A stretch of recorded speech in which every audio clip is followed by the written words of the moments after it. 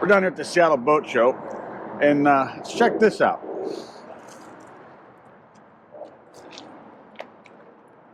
What the duck? I don't know why that's so funny to me.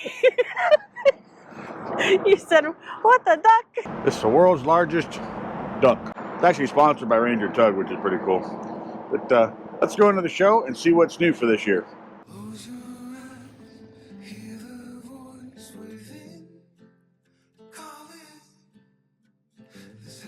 We're down here at the Seattle Boat Show, and we're talking about what's new for 2025 for fluid motion. I've not done this before, but they've done a lot of very creative things, you know, on the boats. A lot of them are standard. So without any further ado, let's get started.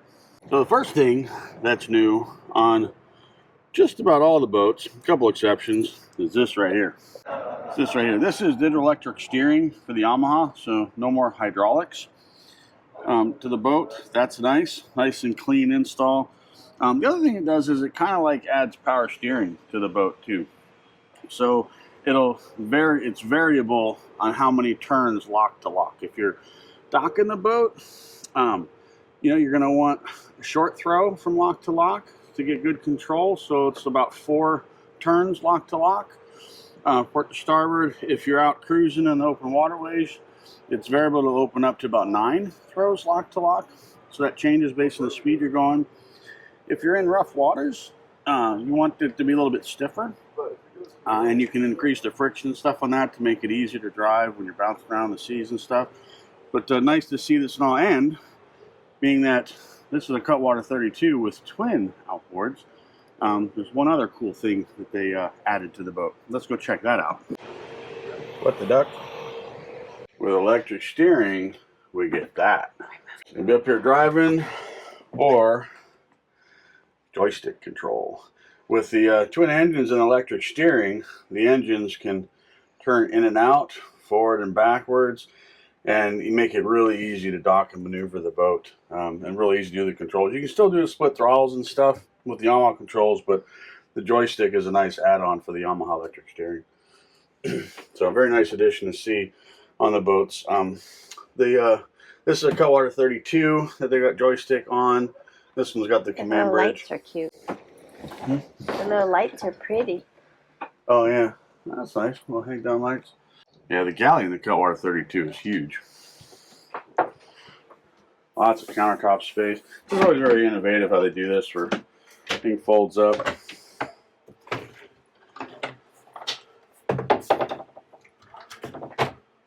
There's your seat.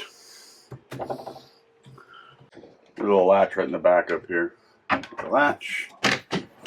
Voila, counter space. Tons of counter space in the Cutwater. And all this can be closed. Let's go next door to the Cutwater 288. Okay.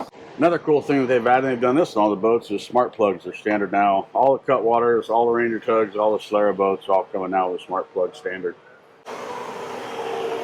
You don't fit quite as well as I did.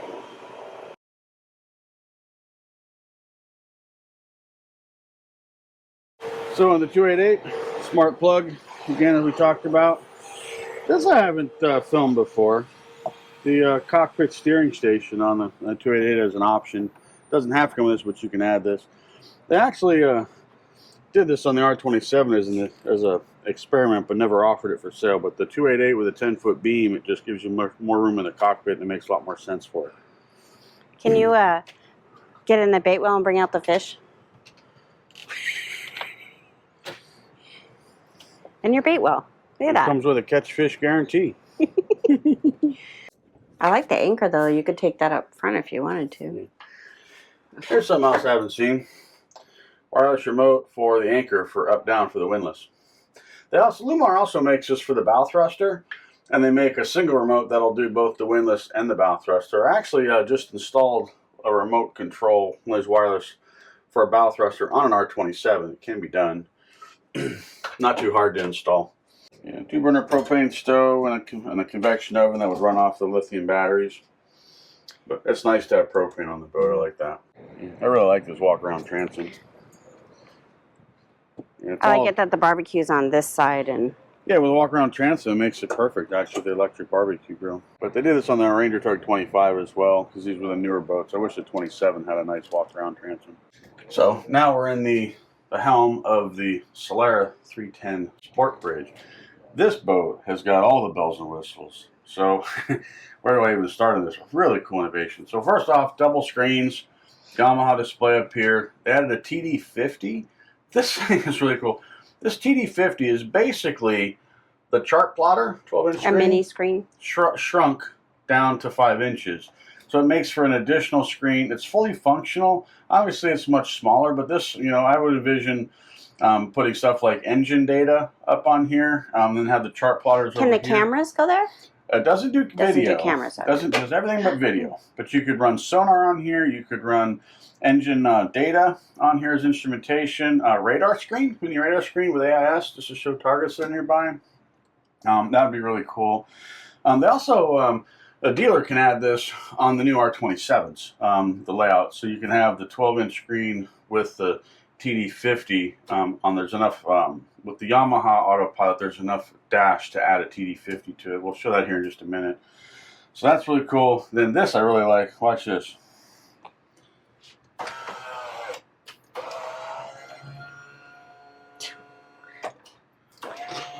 He's not trading in. The whole dash is adjustable. Oh my God, that is cool. We are not trading channel surfing in. All right. Then you come over, you got twin engines. Obviously, it's twin 300s on the back. The boat will scoot at about 50 miles an hour and wide open throttle. Lenco Auto Glide over here is standard on the Solaras. Joystick, they added that as well. You got the joystick control for the engines, work independent of each other, so they'll go this way, and that way you can go forward and back, and you can actually position the boat, twist the boat.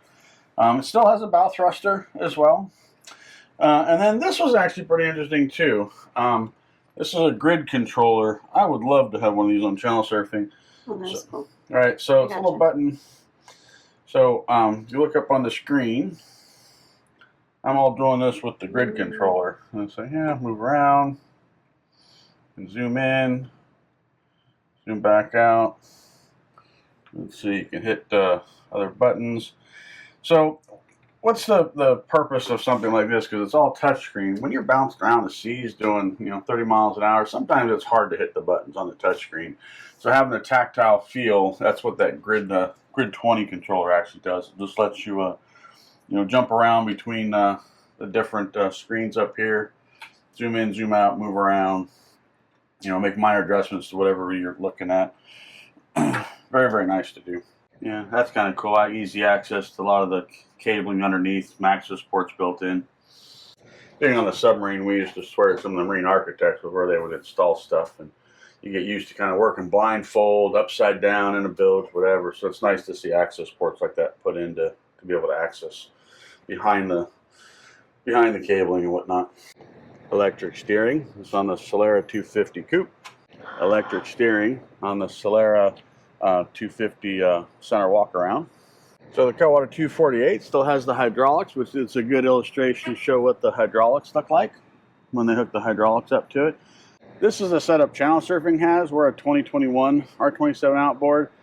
It is possible to convert conventional steering hydraulics over to the electric. It doesn't look like what they have on the newer motors. It's called a built-in DES, but there's also Yamaha also has what's called a bolt-on DES, which basically you take the hydraulic piece off and they have a bolt on it, just slides right in, and then you run the electrical wiring and stuff up. There is some electronics that have to change up in the helm for it, but you can convert a conventional hydraulic system over to the electric steering. It just won't look as nice as the built-in. It'll look like hydraulics.